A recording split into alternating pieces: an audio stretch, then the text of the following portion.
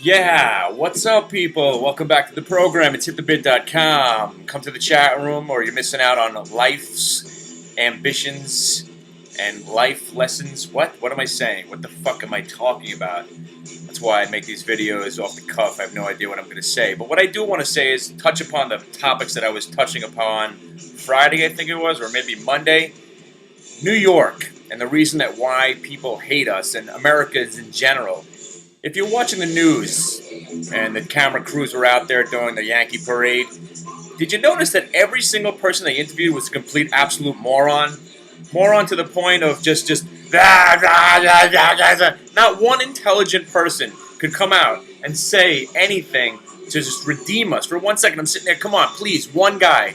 Can one guy just come on television and say, I'm real happy for the Yankees, I'm here with my son at the parade, we're having a real great time, I love New York. Nobody. Just a bunch of drunk, idiot morons. And I know for a fact that they were there because I'm standing there with my 6-year-old son.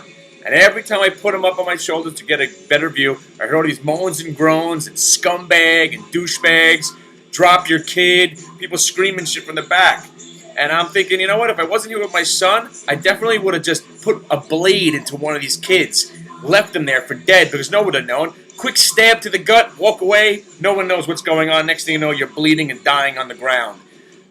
That's what it forces you to be like. It forces you to hate New Yorkers when you're surrounded by such morons. Just one guy I was looking for, one redeeming person, and you couldn't find one person. It was unbelievable.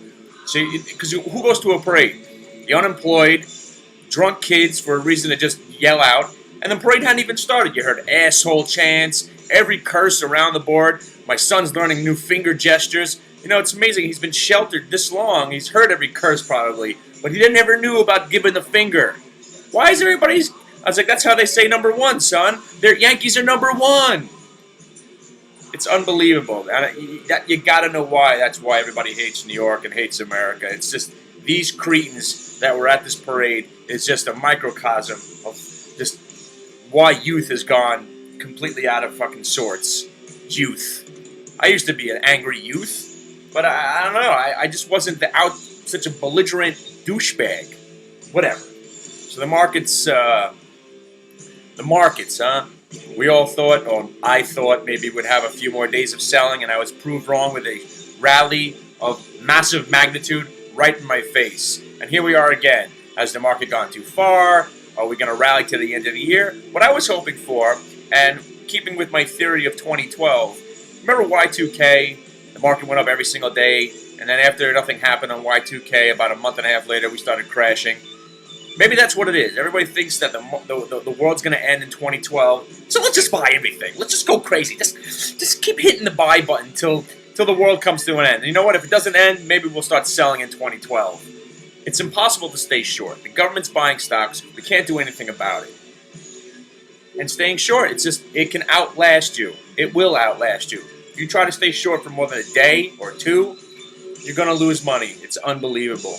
There's too many stocks powering the market up to want to stay short. You're not going to catch the top, okay? The way I'm looking at it is the market probably will rally for the rest of the year. It's in the government's hands. You know, there's going to have to be some profit taking eventually. Maybe January expiration 2010. Maybe there'll be some selling. But who knows? We can make it all the way to March without going down. This is just, it's absurd. And yet, you just have to just jump in and buy whatever. No matter what you think, just buy stocks. It's outrageous. That's why I try to do it on a daily basis, and I just look for certain situations, because trying to guess which way the market's going to go at this point is virtually impossible. Unpossible. So, what can I say? But, all I can say, if Larry David is watching, Larry, stop stealing my ideas. I know you watch the show. I know you watch my videos, and then you write some shit into your show the following week, and it happened again. So everybody knows I went to see West Side Story for my birthday extravaganza week. Yes, I like musicals, right? So all you people that I think that there were some guys out there that I might have bashed homosexuals. I'm not a homosexual basher. I love musicals. that just proves that I have some sentiment to them. But this is West Side Story. We're talking about a musical about street toughs, gang members, love stories. I don't need my lead guy singing Maria with this whole Ethel Merman thing going, Maria, hello, Frisco. I don't need that. I need my lead male to be a male. Okay, I understand it's a homosexual dominated industry, but can't you find somebody who could dance and sing a little bit with some masculinity there? I mean, Tony was a flamer. You had Riff, was gay, he had a lisp. I mean, I'm sitting there chuckling to myself. At the same time, I wanted to enjoy it, but yet this guy is singing about being in love, but he's got this whole thing, hello, and he's kissing Maria, and all I can think is he's probably imagining Burt Reynolds or something while he's like holding back the vomit in his throat.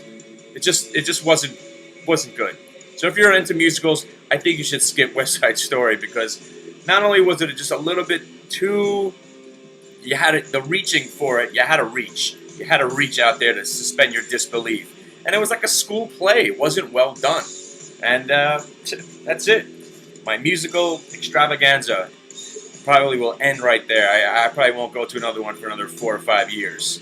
And went to Ruth's Chris before that. Now, if anybody thinks Ruth's Chris is not a good steakhouse because it's a chain, this is one of the best steakhouses on the planet. Forget about the $12.50 they charged me for a vodka drink, which was absurd. But we are in Manhattan. This is a steakhouse.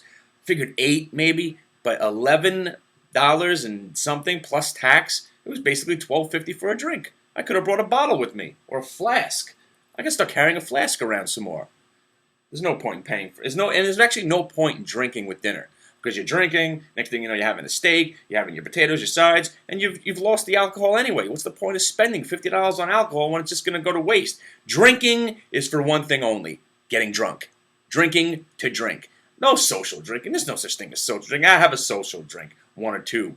Nah, it's pointless. Unless it's free, then it's always good. But if you're paying for beverages of the alcoholic variety, you need to be knowing what you're getting into. If you're going to waste money on alcohol, make sure it's serving some purpose. You need to get a little bit belligerent. You need to get a little bit tipsy in order to make it at least worth your while. The Jew inside me was appalled at that. I wasn't even buzzed, and I just spent $50 on alcohol. That just broke my fucking heart. And I refuse never. I think I will never buy a drink with maybe drinking after dinner is a little bit more conducive to the idea of getting drunk. But I don't know.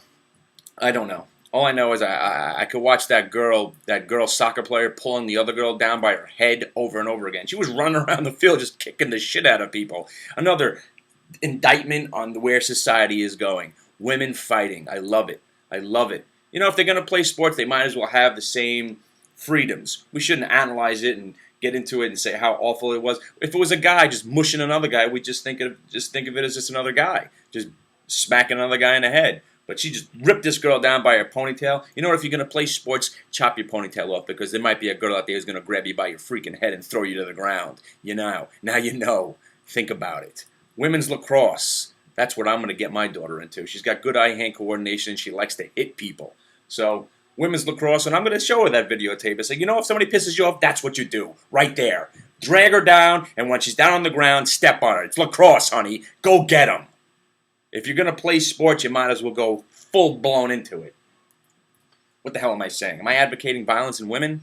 See, at least I'm not advocating violence towards women. I'm advocating violence with women. I like to see 2 girls beating the shit out of each other. I love female boxing. I think it's amazing that a girl could take a shot in the face, where, personally, I think if somebody punched me in the face, I'd be out, and at least my neck would snap off. I see some of these girls taking pounds to the skull, and they're just shaking it off and coming back for more. That's a lady. That's a woman.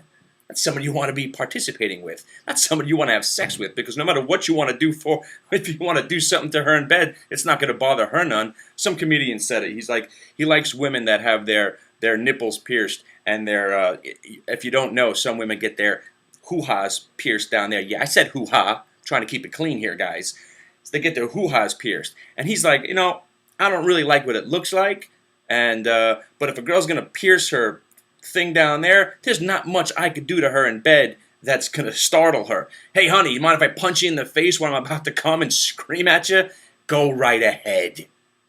Anyway, the market is just driving me insane. Hopefully, you made some money on the digital globe. So that's 1 for 1. I said digital globe was gapping up today. It gapped up, sold into the gap, and now it's dead. The market's dead. So if you want to hang out with me in the chat room, we'll talk about all sorts of shit. Come to the chat room. I'll go live sometime later on in the afternoon. All right. Good luck to you. And I don't know. You can't go short. Sucks.